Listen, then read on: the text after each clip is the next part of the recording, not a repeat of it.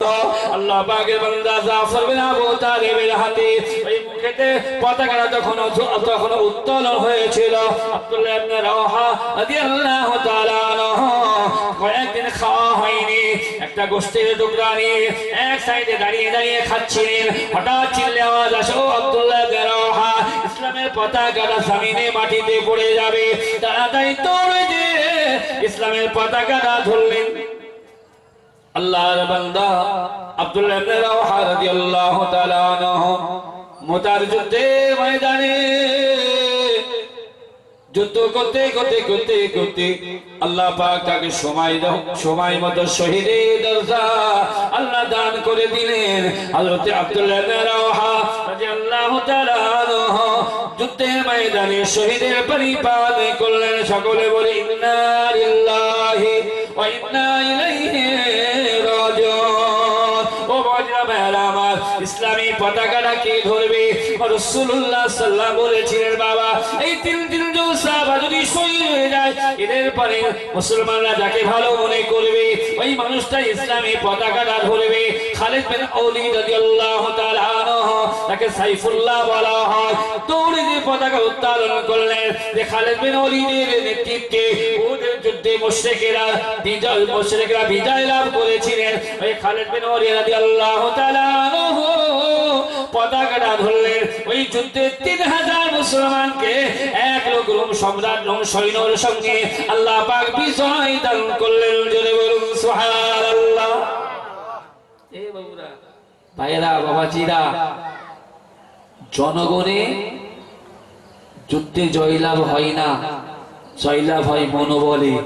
আল্লাহ নবী 3000 সাহাবা যাদেরকে আল্লাহ পাক রব্বুল আলামিন মনোবল দিয়েছিলেন, যারা এই যুদ্ধের ময়দানে 30,000 মুসলমান আর 1 লক্ষ রোম সৈন্য, এই 30,000 ইসলামী মুজাহিদদের দ্বারা আল্লাহ পাক 1 লক্ষ সৈন্যের সঙ্গে বিজয় দিতে পারেন। সেই আল্লাহ কি ভারতের মুসলমানদের বাঁচাতে পারেন না? পারেন না? পারেন না? বিশ্বাস আছে তো? অবশ্যই যদি থাকে, আল্লাহর উপর তাওয়াক্কুল করে বলছি, ভয় খাবেন না, বসরে পড়বেন না, ভরসা রাখুন। আমাইয়া তাওয়াক্কাল আলাল্লাহ ফাহুয়া হাসবুহু। আল্লাহ বলেছেন, যারা আমার প্রতি ভরসা রাখে, আমার প্রতি তাওয়াক্কুল করে, ওদেরকে আমি আল্লাহ তাদের জন্য যথেষ্ট। জোরে বলুন সুবহানাল্লাহ। ও মুসলমানেরা, যুবকেরা, জওয়ানেরা, ভরসা আল্লাহর প্রতি আছে, অথচ মুসলমানগুলো নামাজি হবে না। ভরসা আল্লাহর প্রতি আছে, অথচ মুসলমানগুলো মদ খাওয়া ছাড়বে না। ভরসা আল্লাহর প্রতি আছে, অথচ মুসলমান সুদ খাওয়া বন্ধ করবে না। মুসলমানের ঘর থেকে টিভি গুলো সরবে না। না, ওই মুসলমান গুলোর ভরসা করলে হবে না, ওরা হলো আল্লাহর দুশমন। আল্লাহ শত্রুরা যতই মসজিদে দিয়ে শুধু বলে আল্লাহ আমাকে বাঁচাও, আল্লাহ বলে তোর আগে চরিত্র পাল্টা, তো চরিত্র ঠিক কর।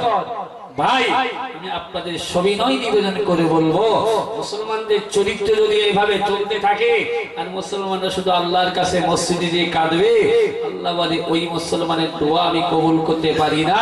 যারা গুনাহ করেছে অথচ গুনাহ থেকে ফিরবে না, আল্লাহ তাদেরকে পছন্দ করে না। ওই মালদার মুসলমানেরা, ও যুবকেরা, জওয়ানেরা, ও মুরব্বি কেরামেরা, আমি গুনাহগার আপনাদের কথা বলতে যাচ্ছিলাম। বিশ্বনবী হাবিবুল্লাহ জনাব রাসূলুল্লাহ সাল্লাল্লাহু আলাইহি সাল্লাম নবী আমার তাই বললেন, বাবা তোমরা পরিষ্কার করে শুনে নাও, যারা আমার একটা সুন্নাত পালন করবে তাদের 100টা শহীদের নেকি হবে। আমি 3টি শহীদের কথা বলেছি, এদের মৃত্যু হয়ে গেল। আল্লাহ নবী বিশ্বনবী বলেছেন, জাফর বিন আবু তালেবের 2টো হাত কেটে দেওয়া হয়েছে। রাসূলুল্লাহ বললেন, জান্নাতে হযরতে জাফরকে আল্লাহ পাক 2টো ডানা দেবেন। তিনি পাখির মতো জান্নাতে, পাখি যেমন ওড়ে, জাফরের হাতগুলো আল্লাহ ডানা পরিণত করবেন। তিনি আল্লাহর জান্নাত